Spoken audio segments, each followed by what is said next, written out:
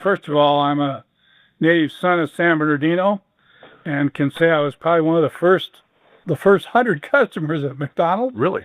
Because it was a phenomenon. Wow. We kids grew up here in San Bernardino, and where else for a quarter can you get a order of French fries, a hamburger, and a shake? Wow, a quarter. And we would ride our bikes up about 10 blocks from where I grew up at 2nd and G in San Bernardino. That's right. Yeah. To visit McDonald's.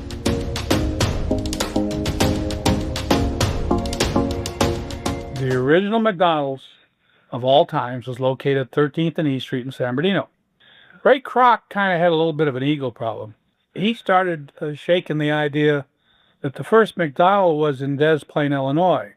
Well, it was his first McDonald's, but it wasn't the first McDonald's. Yes, you're right. So over the years, Ray and the brothers didn't get along very well.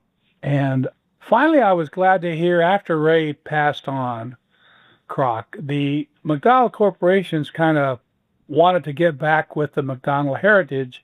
So they invited, I think it was Richard McDonald, to fry the first trillion hamburger at the Waldorf Astoria in New York City. Oh, wow. For a big celebration. Oh, that's great. That's great. And it was huge.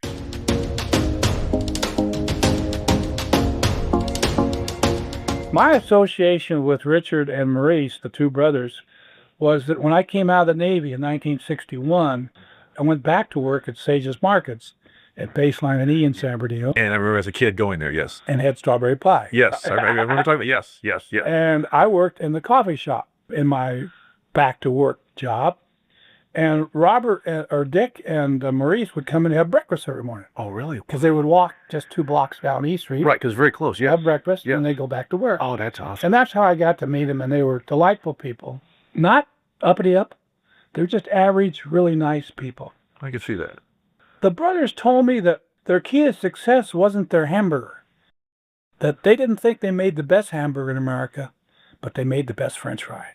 That was true. Yes. And that they did. Yes. That came from taking potatoes and aerating them outside their store in this desert heat and coolness at night to give them flavor.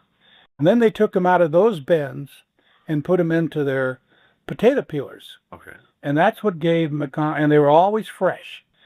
The French fries were originally, when you went and ordered your order for McDonald hamburger and shake, it came out of one window, but the French fries came out of another window. You had to go stand in line for them. Separate window, I didn't know that. And one of the things they had that we used to laugh about is they had a salt shaker on a chain, as though somebody would steal it. But it was like a chain. You'd have a like at the bank stopper. Like at the bank, you know, like usually with the bank. bank. Yeah. Only thick. That's funny. We've tried it a couple times. It wouldn't work. That's funny. So that had those big stainless steel salt shakers there. Cruising McDonald's. In high school, we called it the Big M. Yes. Because at that time, they had the arches, but nobody knew what to call them. Well, the thing in the 50s was you would go to McDonald's back into the parking space along the perimeter. Okay. And watch all the cars go by. You were cruising. Right, because that was E Street, which was dragged through San Bernardino. Yeah, that was E Street. So people would come in off of E Street, cruise McDonald's, get back on E Street, and go cruise somewhere else. So it was a happening, if you will, I can imagine, in the 50s. And yes, you could have probably seen the Fonzie if you'd have waited long enough to see him come cruising through. It'd be the perfect setup, yeah. Their prices went up over the years, but still, they had something that this community was very proud of. In addition to that, there was a young man who built things, graduated from San Diego High School, was not a contractor, but he could build things. Okay. A friend of his came to him and said, you know, those McDonald brothers are doing really good with hamburgers and French fries. Right. He said, I've been thinking about doing this with tacos. Okay. He said, you think you could build me a place kind of like them? He said, yeah. This young man's name was Glenn Bell. Yes, I think we briefly talked. Founder of Taco Bell. Yes. And there's thousands of them around the world today. Yes. He He sold out to, I think it was PepsiCo. Yes, was PepsiCo. Years ago. Yes. And he passed away a few years ago, but he was a hometown boy from San Bernardino.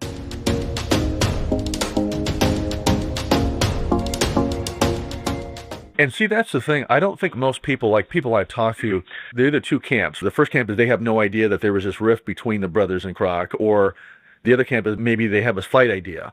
But from everything I've read, it's like you said, it was like Kroc made it his mission to drive them out of business. And in fact, as you know, he opened, once he bought them out, he opened a McDonald's of 1 block north of theirs and made it his mission. Well, actually, he first made them change their name to the Big M because now they didn't have the rights to the company. And then he made it his mission to drive them out of business. The irony of that is that was one of the first McDonald's that failed. Oh, was it really? Yeah, it's closed. It's gone. It's obliterated. I didn't know it failed. The one that was purposely open in this community, we felt, to put a hurt on the McDonald brothers. Absolutely, yeah. And so it became history after several years of failure. Interesting. Because who wanted to go to, something that was phony? Well, that's a good point. We had the Big M, and that's all we needed. That's a good point, yeah. So from that standpoint, McDonald's, fast food industry, what's in the book, Grinding It Out, about San Bernardino and all that is correct. Kroc had a huge ego and never acknowledged publicly often the brothers as the founders of McDonald's. Yes. And indeed, he can take credit with franchising it around the world and all that. Sure. But, here at Staters, for example, I've been chairman CEO for 33 years. Wow, there are a lot. But I'm not the father of this company. The Stater brothers, 2 of them, were the founders. Good point. And I'm proud that they were our founders. And I tell our people, they will always be the fathers of this company. I just kind of adopted it.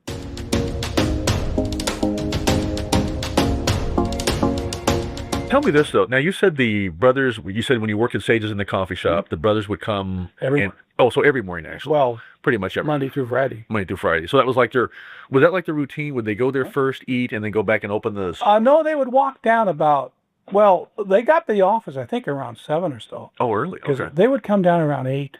Okay, to eat. To eat. To eat, okay. And so I always sat in the same little booth. And I sat with them often. Wow. They were just very friendly people. I can imagine that they seem that way. And I'm just kind of curious now, if you don't mind me asking, how old would you have been about this time? Like, yeah, I was 21. 21, actually. Oh. Okay. And I'm just guessing from the perspective of a 20-year-old, how did you look upon them at that time? Was it like an awe? It must have Well, been. yeah, they were heroes. I mean, the Big M was the place to be. Sure. But we didn't have a feeling of national Right. or even regional chain. We just had, these were our hometown guys. Sure. And they've done well. Sure. But I've said they had about a dozen of them around here. They had Riverside, I think Glendora. They had those kinds that were theirs. Sure. And when they sold it, I think they kept about 10 for themselves. But I don't recall that correctly. Right. In fact, you know what I was reading, because I think this is also a misnomer, is that they had actually franchised a couple, if I understand, before Kroc got there. Correct. And from what Kroc said, or from what one of them said, was that they had a fear of flying. And so they figured that severely would limit them in terms of if the company were to grow, obviously that was going to limit them, whereas obviously Kroc could do that.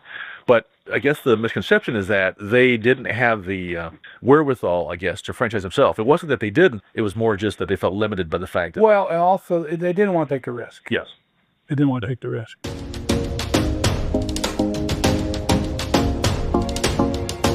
Just going back to the McDonald brothers, just let me ask you, kind of going back to that routine. So generally you said they would get there about 7 o'clock, I think you said, 8 o'clock rather, eat there, I'm assuming for like an hour, then go back to the... So I guess they would get to the restaurant about 7, then come to the U for about 8, coffee shop, then go back. And then Mr. Sage, who owned Sage's Markets, would come down, Okay. eat with them often. Okay. And, they just were contemporaries, if you will. Sure. He was an independent operator of 7 stores. And in those days, independent entrepreneurs thought differently than corporation executives do today.